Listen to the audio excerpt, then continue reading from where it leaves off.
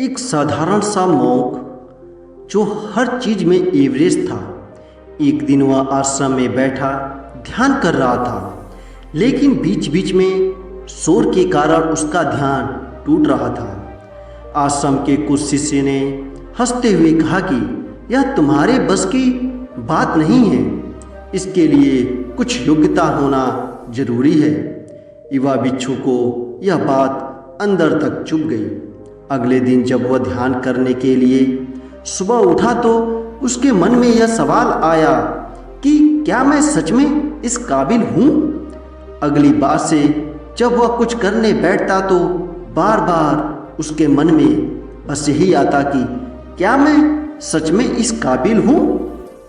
उसने परेशान होकर जैन मास्टर को सारी कहानी सुनाई कि मेरे जीवन का लक्ष्य बहुत बड़ा है और मैं बहुत सामान्य हूँ। मैं लक्ष्य के बारे में जितनी बार सोचता हूँ उतनी बार यह शक करता हूँ कि क्या मैं इस काबिल हूँ भी या नहीं।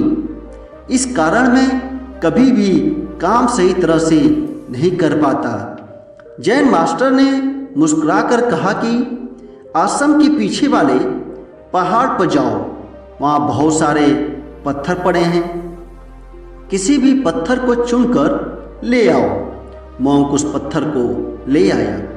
तब जैन मास्टर ने कहा कि अब तुम इसे बाजार ले जाओ और लोगों को दिखाओ। जब कोई इसकी कीमत पूछे तो तुम कुछ बोलना मत, बस 2 उंगलियां दिखा देना। अगर कोई मोल भाव करे तो बिना कुछ बोले फिर से 2 उंगलियां दिखा देना। एक बात याद रखना, चाहे कोई भी कीमत क्यों ना मिले, इस पत्थर को मत बेचना। अगले दिन मॉन्क नज़दीक बाजार में गया और एक सब्जी वाले की दुकान पर रुका और दुकानदार को पत्थर दिखाया। सब्जी वाले ने उस पत्थर को तौल कर देखा। वह पत्थर सटीक 250 ग्राम का निकला और दुकानदार पत्थर का मूल्य पूछा। फिर मॉन्क ने 2 उंगलियां दिखाई।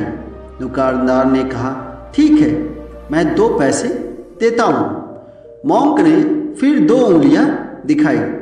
दुकानदार ने कहा 20 पैसे ज़्यादा हैं, तुम 10 पैसे ले लो। मॉन्क ने कुछ नहीं कहा, पत्थर लेकर आगे चला गया। आगे जाकर मॉन्क ने महिला को पत्थर दिखाया। महिला ने कीमत पूछी तो मॉन्क ने केवल 2 उंगलियां दिखाई। महिला ने कहा 2 रुपये। मॉन्क ने फिर 2 उंगलियां दिखाई। महिला ने कहा 20 ठीक है, यह मसाला पीसने के काम आ जाएगा। मॉन्क ने चुपचाप पत्थर पास में लिया, जेब में रखकर जैन मास्टर के पास वापस आ गया। वह बहुत खुश था क्योंकि ऐसे बहुत सारे पत्थर आश्रम के पहाड़ पर पड़े हुए थे। बौद्ध बिच्छू ने मास्टर को सारा किस्सा सुनाया और कहा मास्टर, आज पता चला कि शांत रहने से कैसे किसी भी चीज़ की कीमत बढ़ जाती है। कहाँ सब्जी वाला 2 पैसे दे रहा था पर मैं मौन रहा तो महिला ने पत्थर की कीमत 20 रुपये लगा दी। इसका मतलब मुझे मौन रहना है। मास्टर ने कहा तुम अभी समझे नहीं। तुम एक काम करो, कल एक बार बड़े बाजार जाना और अन्य दुकानों पर इसकी कीमत पूछना और शर्त याद रखना कि कोई भी कीमत मिले पत्थर मत बेचना। अगले दिन मॉन्क शहर गया और एक मूर्तिकार से मिला। युवा मॉन्क ने मूर्तिकार को पत्थर दिखाया। मूर्तिकार ने पत्थर को देखकर सोचा कि पत्थर तो बहुत सख्त है, इससे मूर्ति घिसने में बहुत मदद मिलेगी। मूर्तिकार ने कीमत पूछा तो मॉन्क ने 2 उंगलियां दिखा दी। मूर्तिकार ने कहा 200 रुपये, अच्छा अभी देता हूँ। मॉन्क ने फिर 2 उंगलियों का इशारा किया। मूर्तिकार ने कहा 2000 रुपये तो बहुत ज़्यादा है, कुछ कम कर सकते हो। मॉन्क पत्थर लेकर आगे चल दिया। युवा बिच्छू ने जौहरी की दुकान पर पत्थर दिखाया। जौहरी ने जांच की और काफ़ी सोच विचार बाद उसकी कीमत पूछी। मोंक ने केवल 2 उंगलियां दिखाई तो जौहरी ने हंसते हुए कहा कि 20,000 रुपये ठीक है, अभी देता हूँ। लेकिन मोंक को जैन मास्टर की बात याद आ गई।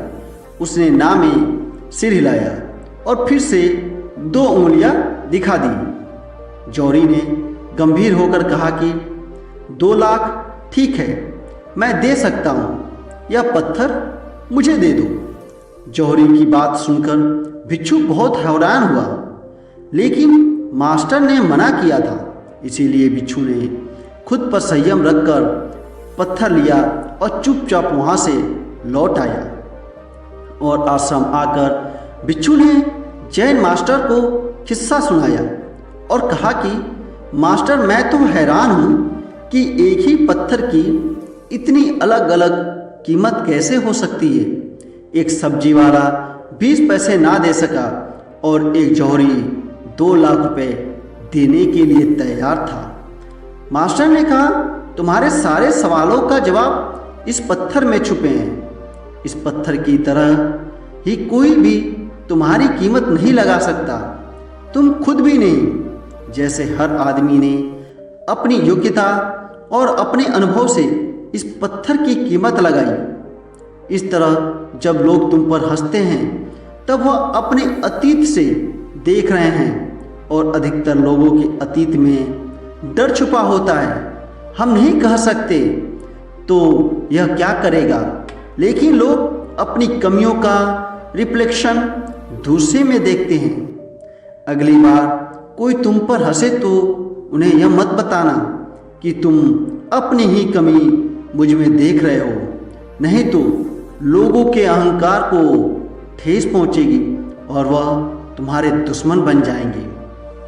इसकी जगह अगर कोई तुम पर हंसे तो तुम भी उसके साथ हंस लेना, क्योंकि तुम भी अपनी कीमत नहीं जानते। यह बात सुनकर बौद्ध भिक्षु सोच में पड़ गया।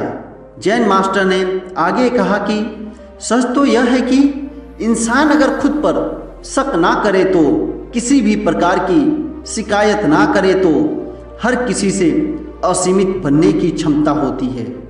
बौद्ध भिक्षु ने पूछा, मुझे अपने ऊपर विश्वास कैसे होगा? इस पर जैन मास्टर ने कहा कि खुद पर विश्वास करने से पहले अपनी प्रैक्टिस पर भरोसा रखो। अभ्यास करने से अपने आप भरोसा भी आ जाएगा।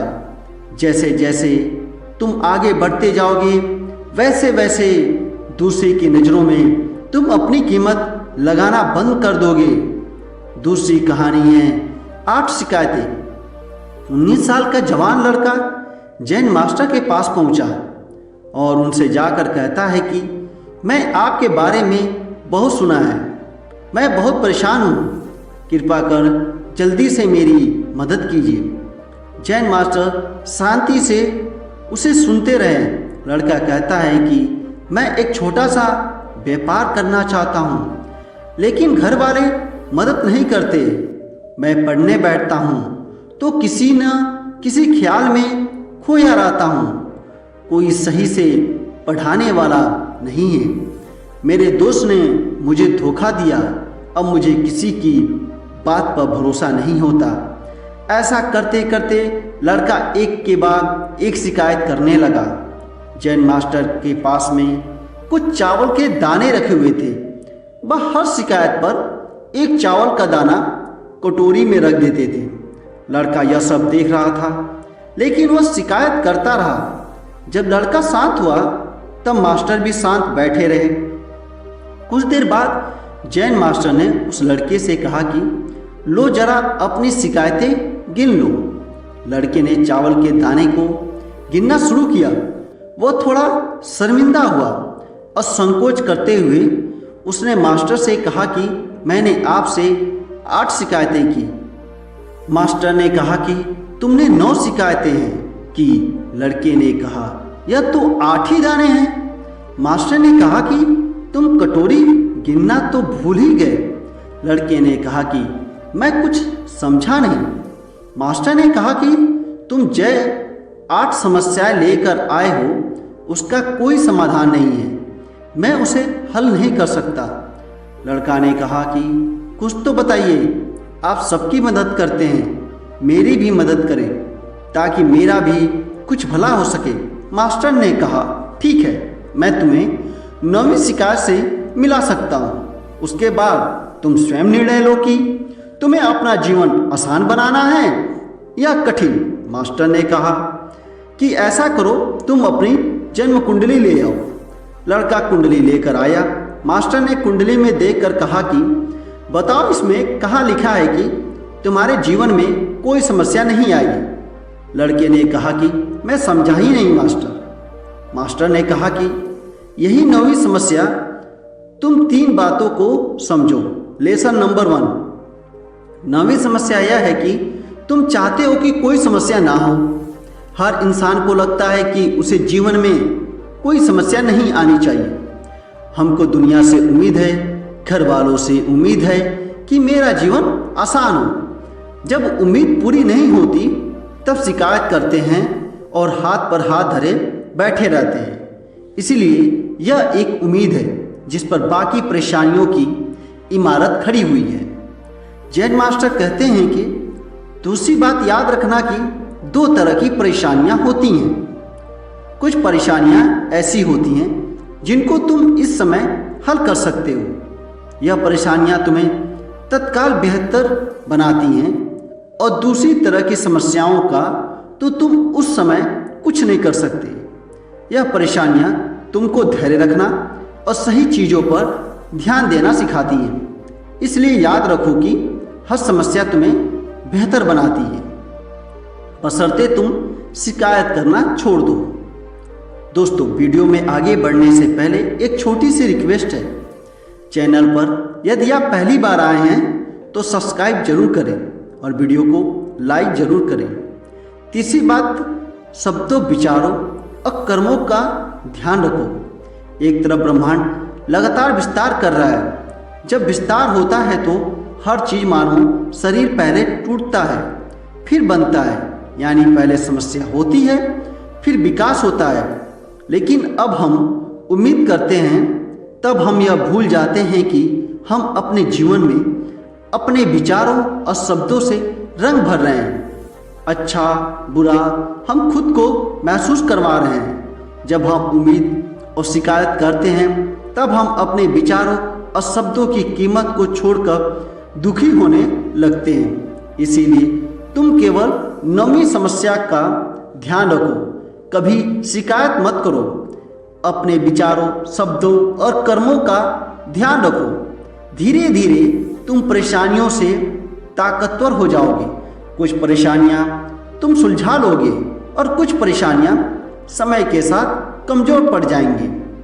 दोस्तों, जीवन को बेहतर बनाने के लिए हमें सही समय पर सही काम करना होता है, लेकिन मन कहता है कि अभी मत करो, शॉर्टकट ढूंढो। मास्टर जी कहते हैं कि याद रखो, आप काम नहीं टालते बल्कि खुद को आगे बढ़ने से रोकते हैं। आशा करते हैं कहानी आपको पसंद आई होगी और भी ऐसी कहानी सुनने के लिए चैनल को सब्सक्राइब जरूर करें। अपने और अपने परिवार का ख्याल रखें। मिलते हैं अगली कहानी में। धन्यवाद।